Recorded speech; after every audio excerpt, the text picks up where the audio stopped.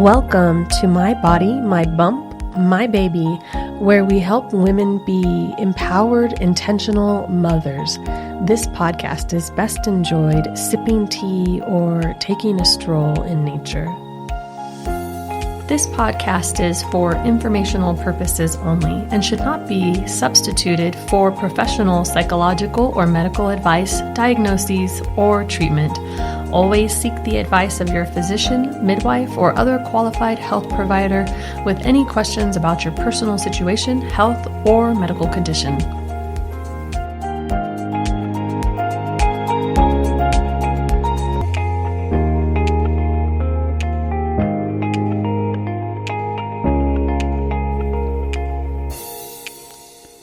Welcome back to My Body, My Bump, My Baby. This is the second part of a two-part episode where we talk about unmedicated birth, and we dive deeper than using physical terms, medical terms associated with birth.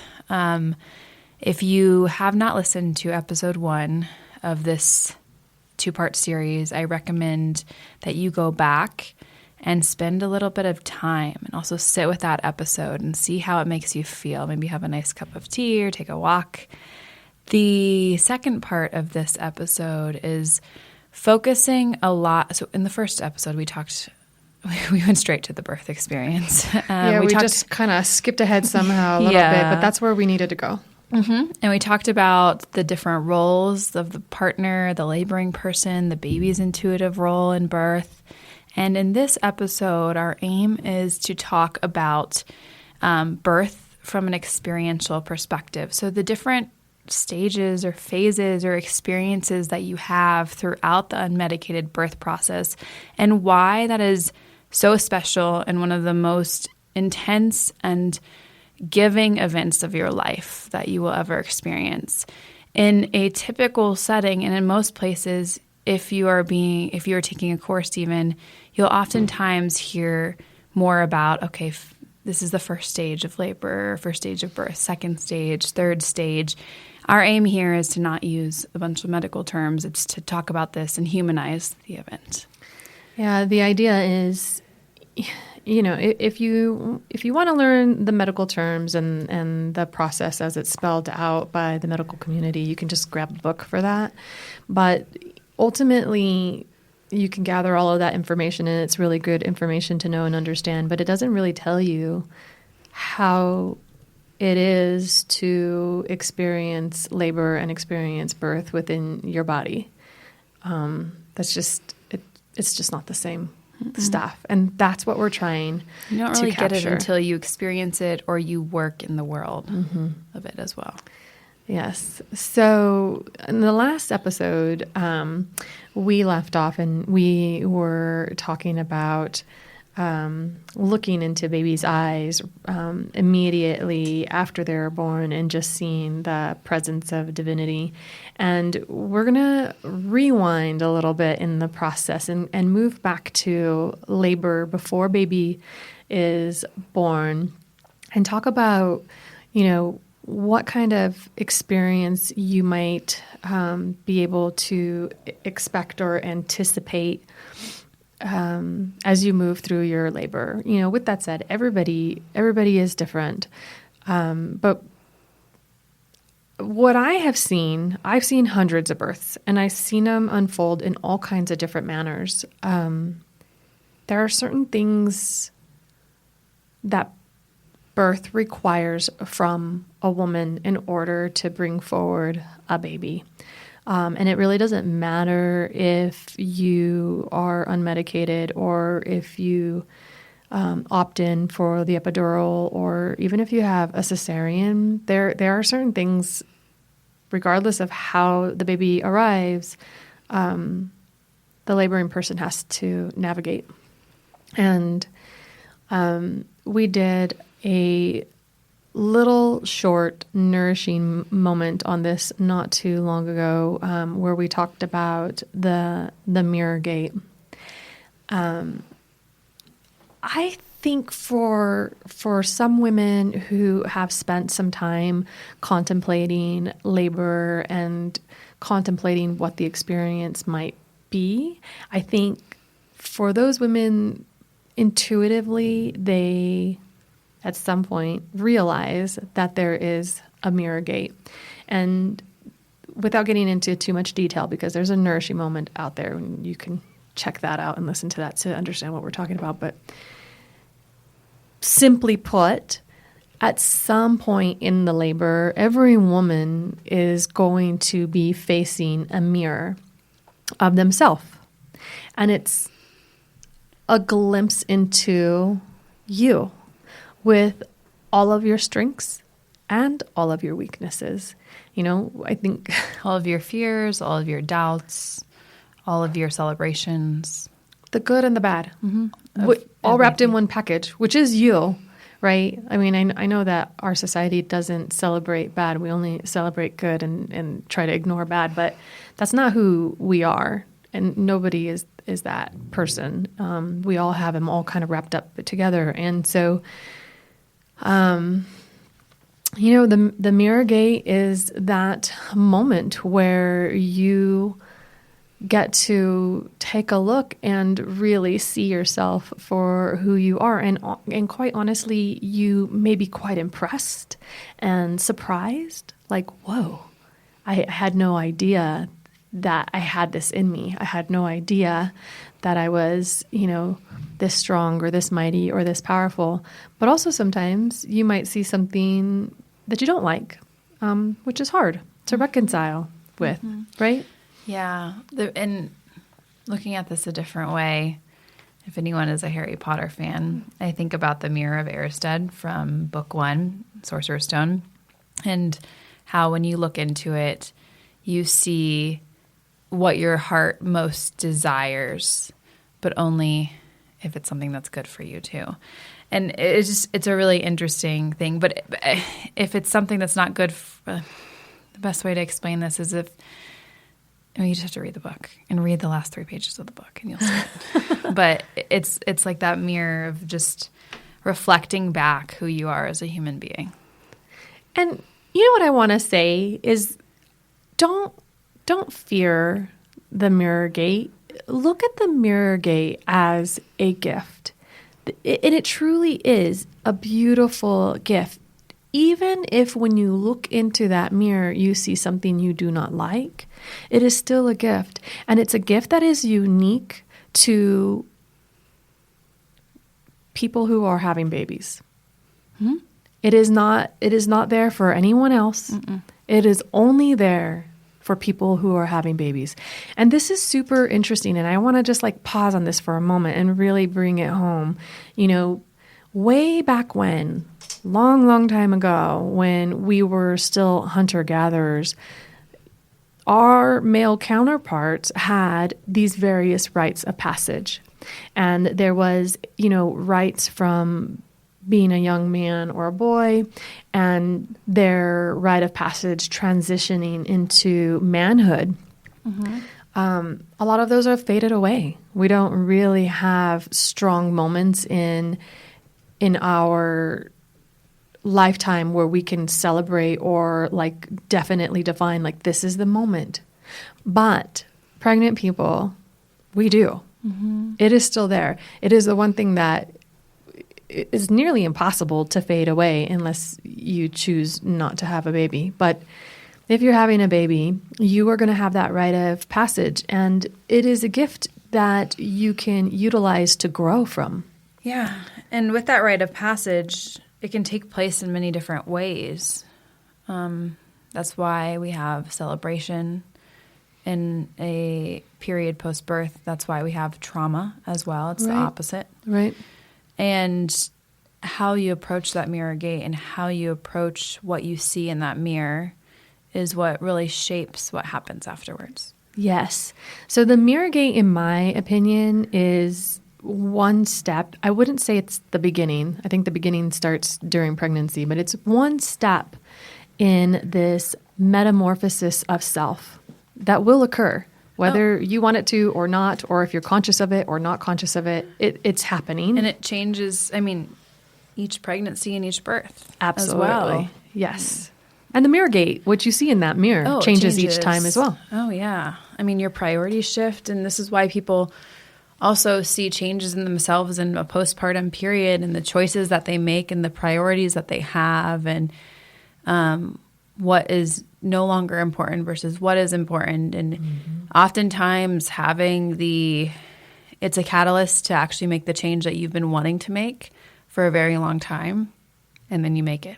Right. Yes, exactly. Now, during labor, you're going to go through several different gates. The first one is enter into labor land, ideally. That's usually for unmedicated people. Labor land is a little bit challenging to get into with an epidural, and some people don't get into labor land at all with an epidural. So you may not be able to experience labor land if you have an epidural, but unmedicated birth, you will go into labor land, and then you will kind of go through these different gates in whatever order they come. So I don't know what order that's going to be for you. So one of them was the mirror gate. And then at some point in the labor, and again, I think this is so beautiful. You know, I have attended people who are giving birth for like the 8th time. And I'm always learning too. This is the beautiful thing about being present with birth. Birth is always teaching, and it's teaching the person who is birthing, but it's also teaching everybody who's present in the space. You know, for whatever reason, I just kind of assumed a person who's giving birth for the 8th time, you know, they've been there, done that. They can skip some stuff. They can? No. You think so? I thought so. Okay. I thought so until I started to attend births with people who, you know, 8th birth, and I'm expecting like, oh yeah, they remember, and they're gonna know that they're at this point, and they're just gonna like sail right through it. And it turns out that that's not the case. So, you know, the next gate would be the gate of great doubt. This is one that everybody will go through. I don't care if it's cesarean or epidural. The gate of great doubt will come up for most people, and this is where having a support system in your birth, if that's how you feel supported as a human being, some women feel supported themselves. But for me, like having my partner there or having a doula there, that's supportive for me to also remind me if I voice my doubt, to like remind me of what it truly is that I wanted to start with. And sometimes why. It just turns it back on. Yeah, the why to it I think is important. I had a mama who was doing an unmedicated birth. It was her second baby and second birth that we did together, and she wanted to have an unmedicated birth, and she had very clear reasons. And as she was laboring, between her contractions, she would pause and say, "B, Tell me again, why don't I want the epidural? Because I really want it right now. And I don't remember why. Can you just tell me why?" And so I told her reasons that we had discussed before. And she was like, yeah, that's right. I remember. I didn't want this for my baby. Okay. And then she would do like an hour more. And then she'd come out and be like, B, I really want an epidural. Remind me why I'm doing this way. And we honestly did this for hours and hours and hours and hours. Like the same thing, the same rhythm over and over and over again until her baby came, which was fantastic. I loved it, but But it feeds you that little piece of keep going. Keep going. Because if in that mirror gate you saw like your drive and your desire and your why and the piece of you that is doing this for a reason too, and you're reminded of it, it can be so powerful. That reminder can be so powerful throughout. Well, and then the beauty of, the combination of the gates as you move through one and you move through the next one, and then you look back at the whole experience. For example, most women at some point in an unmedicated birth are going to be in a place where they are going to say, I can't do it. Like, I'm giving up. I'm pretty sure I can't do this. Not that I don't want to, but that I just can't, right? And that could be very hard to vocalize. That could be very hard to experience and feel and really contemplate where they're at. But then for most of them, they continue forward, even though they just express, I'm pretty sure I can't do this, stepping one more step forward, just one step forward, over and over and over again until they get at the end. And then they look back and they're like, oh, I did it. Right. And this is the combination where in the mirror gate, you're looking at this person who is like, I'm pretty sure I'm not strong enough to do this. And I have all of these doubts. And then you get to the other side and the mirror's still there. Right. And the mirror says, looking back, wow, you are so strong, so much stronger than you even knew. This is one of the beauties. For me, this is my personal take on it. This is why if you are in a place to approach unmedicated birth, this is why it is so important, because unmedicated birth has the ability to really shape you into a very strong new mother. And that's not always the case, by the way. So, sometimes it's completely opposite. But what I'm saying is, if you are in a place mentally, spiritually, and in your relationship where you're like, I think I want to do this. I think I can do this. I don't think I have fear of it. And you go for it, you really can come out of the other side transformed into a very strong parent. I agree with that. And I think some of it does have to do with, I don't want to say where you're birthing. I think that plays into it of like how, for example, when you voiced your doubt, if you voiced your doubt in a room full of medical professionals, that doubt is also seen as like, fear as well. And I'm going to give you other options. When you're in a situation where you have total comfort where you are, and that can be a hospital too, if that is your place, but the people around you know you so deeply, that can make all the difference too. Well, let's go deeper on that. I love what you just said. There is a saying amongst birth workers that when a woman is birthing her baby, the solar plexus, the chakra, opens so wide. It's actually the power chakra. Yes. And it's so big and so open that little tiny things can land in there while it's open in a very big way. And so, if you have somebody who is hearing that you just went through the gate of great doubt and you're expressing your doubt, and they give you an option, they feed it and say, yes, you have reason to doubt. Yes, you probably can't make it. Here are some options to escape because you probably don't have the ability to do it on your own. That's not what they're saying specifically, right? But that's the underlying message. If somebody was to take that, then they've just accepted it in a very vulnerable agreement, right, in a very vulnerable, open state, and then you keep that and move forward with it, and it's something that you end up working through and processing in the future. It's super important to have the right people around you and the people that really know you, right? Like somebody who really, like, I know you. I don't know you as well as your husband knows you. I don't know you as well as your mother knows you, but I know that, in your labor, if you're giving up, I'm not feeding that. I'm not like, yeah. There has to be a really strong medical reason. No, I mean, I know you so well that I'm like, all right, girl, I get you. We're in a spot where you need some extra support to get through it, but it doesn't mean that you need to tap out, And I think that's what you're saying is like you have to have the right people who know you there to get you through some of these gates that you have to go through and navigate. It's like when we talk about choosing those that are going to be at your birth too. If there's someone's energy that just makes you feel negative or in the wrong space. Or somebody that you're having to nurture. Yeah, that's or nurturing another them. thing. Yeah. I mean, even children too. That's why oftentimes it's great to have like a doula for your children if you need help with that or support. Or just funny relationships, right? Like sometimes you have like the mom-daughter relationship where the daughter is actually taking on the mom role a lot, right? And now she's the one giving birth, and now she's still feeling like she has to mama her mama who's in the space while she's trying to birth. Like there's that feeds this. I mean, your solar plexus opens up, and that feeds into it too. And it's just an amazing thing what energies can do. Right. So having the right people around you, knowing that you're going to be very open to suggestion.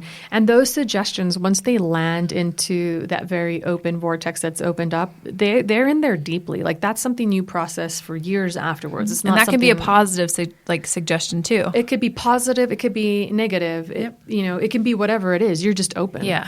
Just the example we gave was a negative one. That was negative. Yeah. Mm-hmm. I mean, my experience with this was doubt. It wasn't fear. But it was, I mean, I wasn't at like my transition stage, if you want to throw a medical term. I wasn't even there. And I just remember being tired and telling Tony, my husband, I want to go to the hospital because I just want medication so I can sleep. Not anything else. I'm like, I don't even want an epidural. I don't want pain meds. I just want to sleep. And his response was, you don't want that. You never wanted that. I think we're going to call the doula now. I think we're going to call her. How was that for you to receive that from him though? In that moment? Okay. We'll move on to the next phase of calling the doula. Yeah. Good. Yeah. It wasn't, for me, it was nice to hear that because it was also just reassuring me that he also knew what I needed and was in my best interest too. I love that. Mm-hmm. And I think that, having your partner there and having your partner know you really well, know your why, and then have the ability to kind of hold you up when you can't do it yourself, I think is super important because it allows you to drop deeper into labor land where you need to be. It's like, okay, I'm crumbling right now. Like I literally am crumbling like one brick at a time. I'm just this building that's falling apart. But, at least you're here to hold me up. Even though I'm like, I don't know. It's just like other parts of a relationship too. Yeah. Even in pregnancy, of things when I would have doubts around things and be like, well, why do you want to do that test? I'm like, great question. I don't. I just thought I would voice it because I had a little concern for a moment, but I'm reminded that we've talked about this a lot and I don't want it. Yeah, exactly. Exactly. At some point, there's another gate. It is the gate of great fear, and be wary of this one. This one can kind of run away with you and kind of derail your whole plan for your labor. This is one of the ones that we actually, in our prenatal yoga class and the childbirth education classes, we practice with this one a lot. Because there is a biological response, there is an emotional response, there is a mental response, and the response is so big that you can get lost in it really quickly. This one is interesting to me because I don't recall this during labor and during birth. I recall working through fears pre-baby or pre-labor. Good. And that could be both training my body biologically, training my mind, or working with my mind. And that might be why I don't recall fear. This is good. So this is interesting to me. So the gate of great fear, if you were unprepared, right? You go into this labor is beginning, and you weren't really expecting to come up to this gate. You may not recognize that you're there. This is why this gate is particularly tricky. You can walk right through this gate and into the land of fear and not even know you're there. And so, things that can come up, there's been a lot of people who I've heard say to me, birth just happens, or, women have been giving birth for all of human time. And so what is there? Is it a saying like cervix open or vagina's open, or like it's just an overly simplified statement. Like it's just going to happen. And that's all I need to get through this is I just need to know that I was made to do this and that's it. And I wish it was that simple. But it's really not, because what happens is you get into labor, things start to happen, you start to experience and feel things, and then the mind switches on in a very big, loud, almost kind of screaming way with its storytelling. And the stories are... Which we know that happens even without being in birth. It's happening all the time, all day, every day, right? That's why we have meditation practices. True. But in labor, when we're experiencing really intense things that we've never experienced before and that we don't know what's coming next, the mind can turn on and just start saying stuff like, this is not normal. I'm pretty sure this is wrong. What your experience has got to be broken. We're dying. Baby's dying. I'm going to split into two. This is not okay. And then, right, one of those stories kind of compounds on another story and compounds on another story until our body is physically reacting with fight or flight hormones. All of the blood is draining from where it needs to be into our hands and our feet in Heart rate's preparation. changing, right? both you and baby. Breath starts to go fast, right? And now you're on this roller coaster ride that is wild and out of control.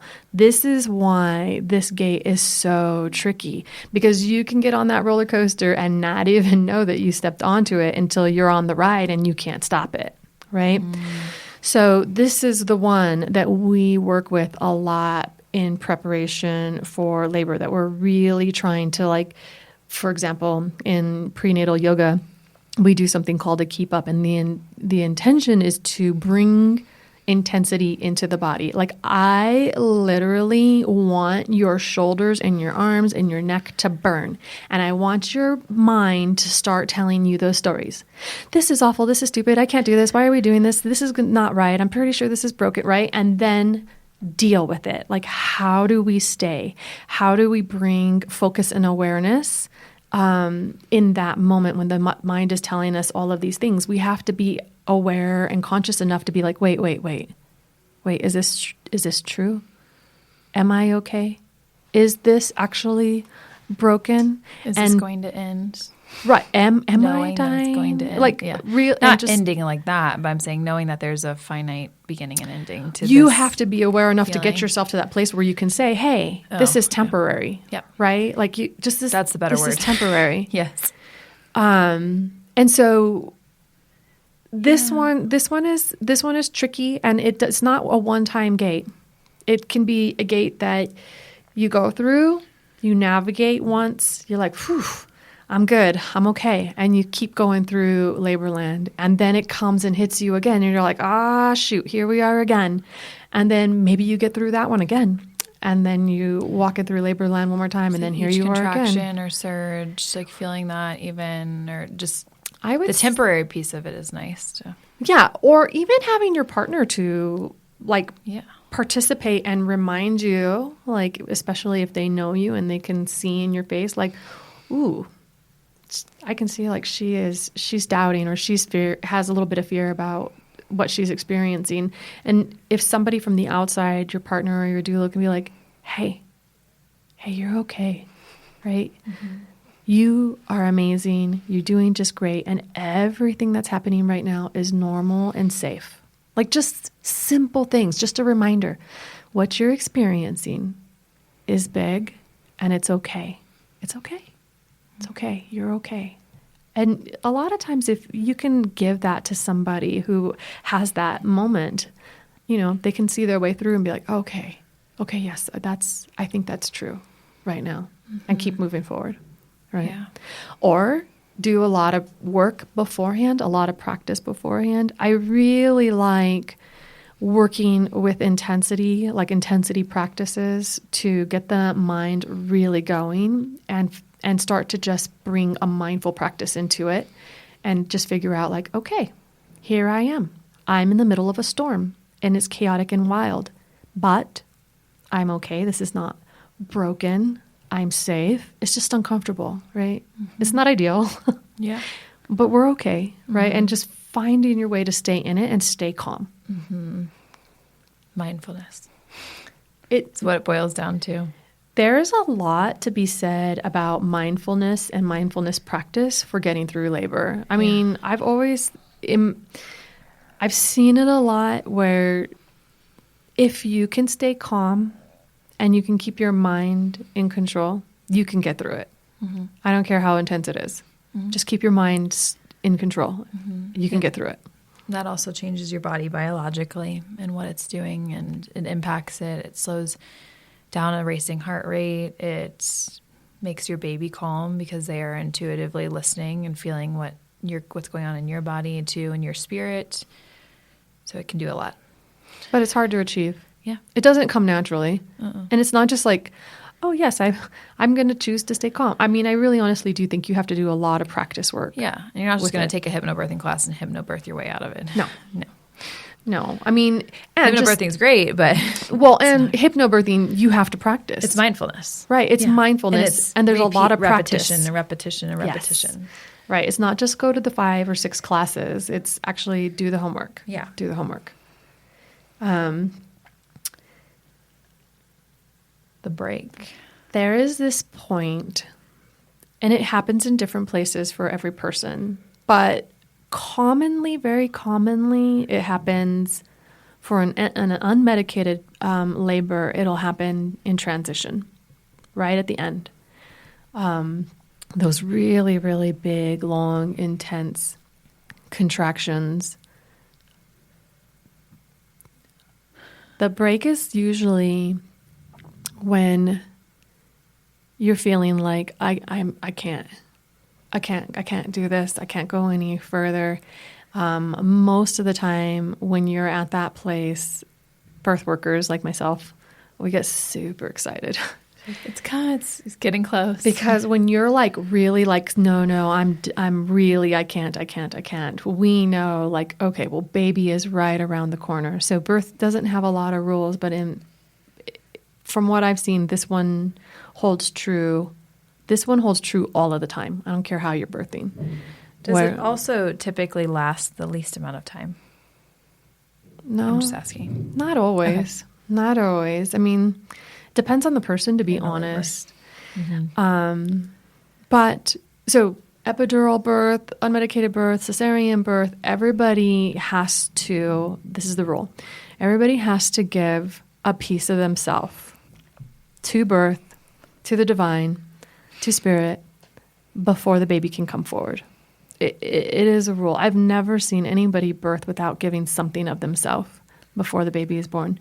And in this moment, there is always a struggle. It's either an emotional struggle or a mental struggle or a physical struggle, but there is a struggle because, I mean, in our society, in our culture, we don't like to use the word death. But when you give up a piece of you, there is a little bit of a death there. And so anything that is alive is going to struggle right before they give it all up, right? And that is what is happening in this moment in the break. You have to give a piece of yourself in some way for this baby to come earthside. And it's hard and it's scary and it's also so beautiful. I don't remember my break. I remember my physical break when I was vomiting my insides up. I think back to this, and I'm going to ask Tony if it ever seemed like I broke.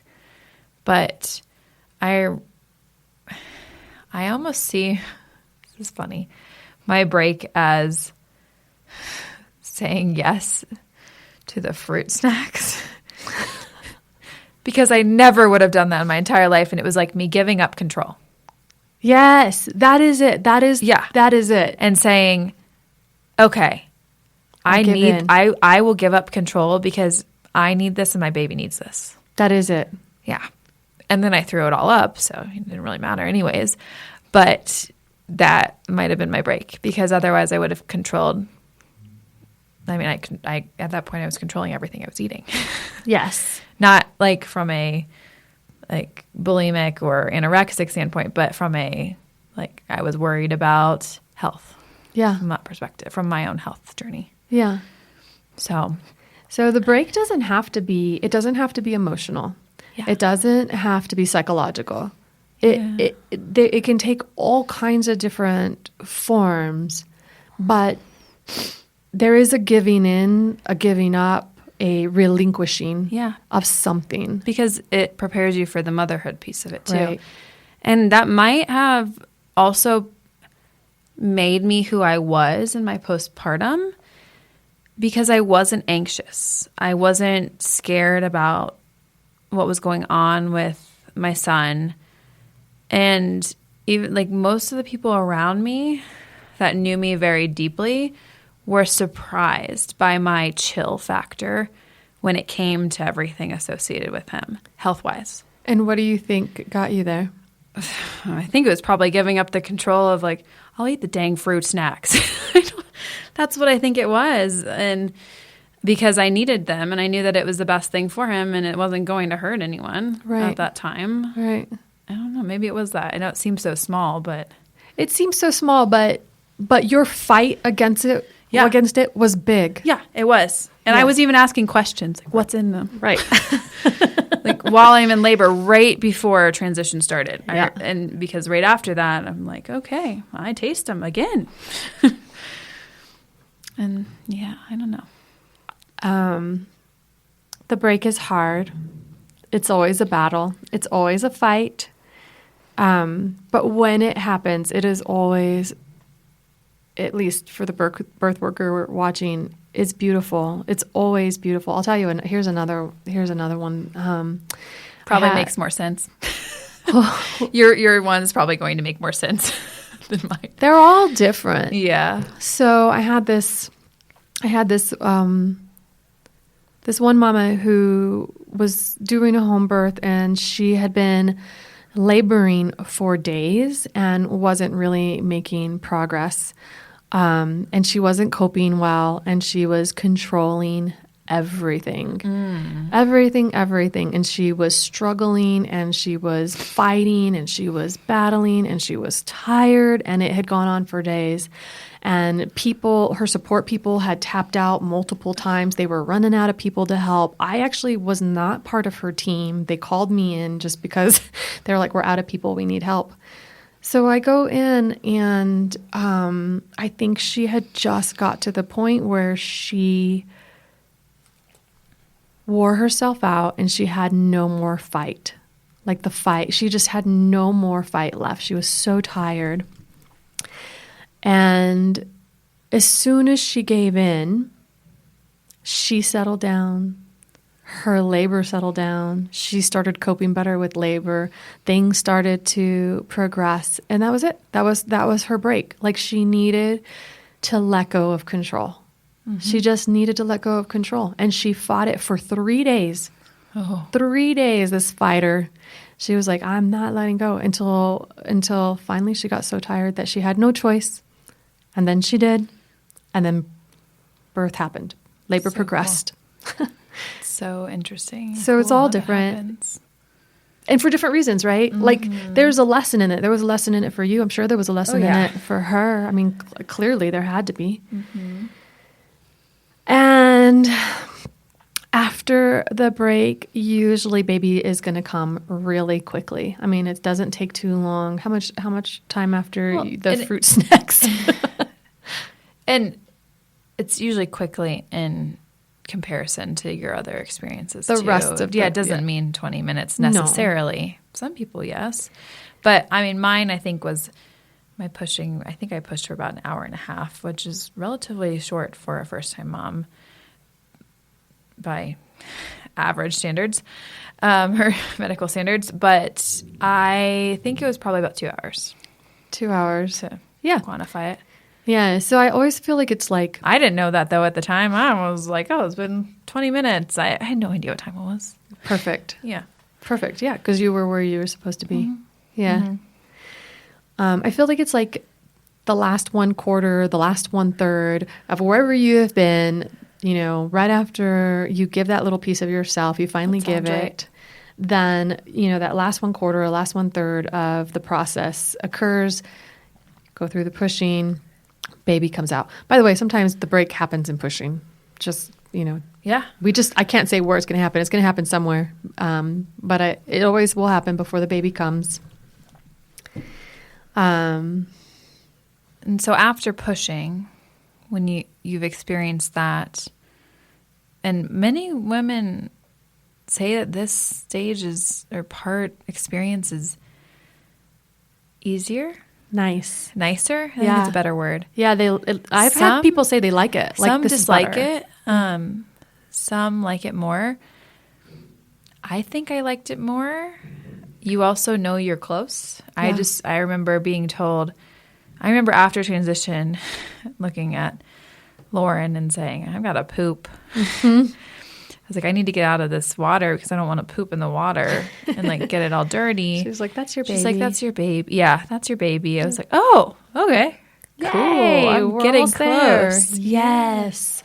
I feel like the thing that is beautiful about pushing for an unmedicated labor is you have had to be a passive, calm participant, and you have to ride the waves until you get to pushing. And once you get to pushing, you actually get to take control and participate in a very strong way. And I think it's empowering.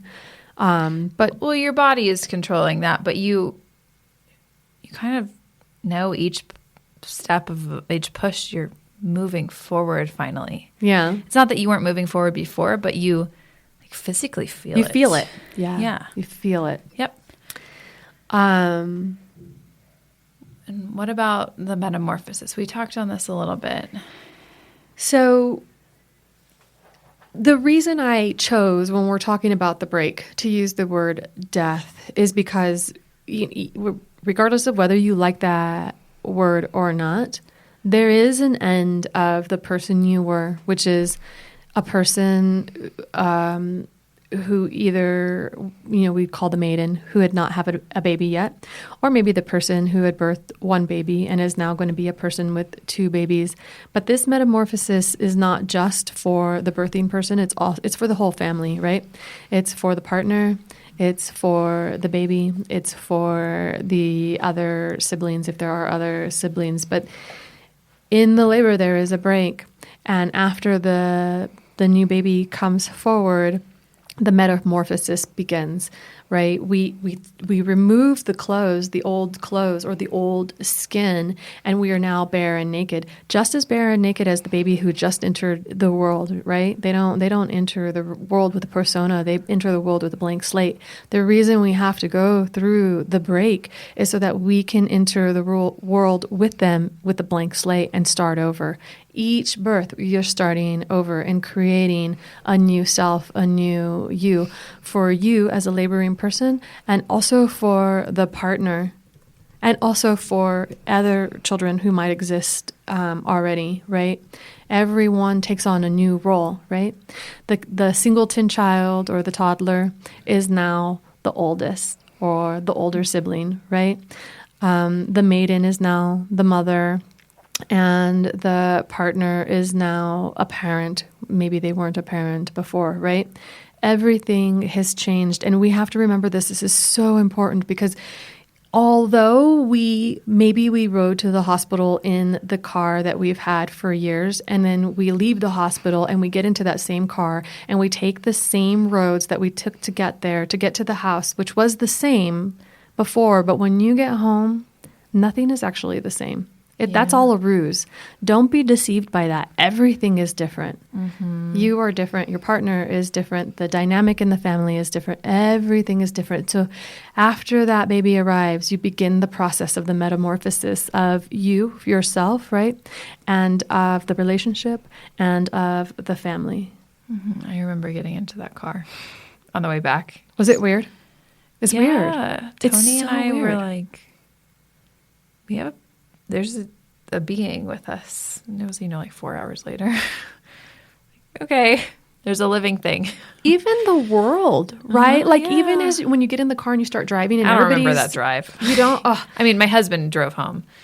I mean, Tony drove home. I don't remember the physical drive. I just remember the experience of being in the car. Well, if you looked Thinking around, everybody is like doing their normal routine. Everybody is just I got up this morning, I'm going to work and I'm doing my everyday routine. And you're looking around and you're like, y'all, there's a new being. You cannot believe what just happened. Right. I just birthed a person. Like everything is like, whoa, like it is not an everyday. It is not like this is the routine. It's like you can feel like everything has changed. Yeah. It shifts your world. Yeah. So hopefully this, the reason people don't talk about what are you going to experience is because it's so... We could talk about this for hours, each of these things for hours.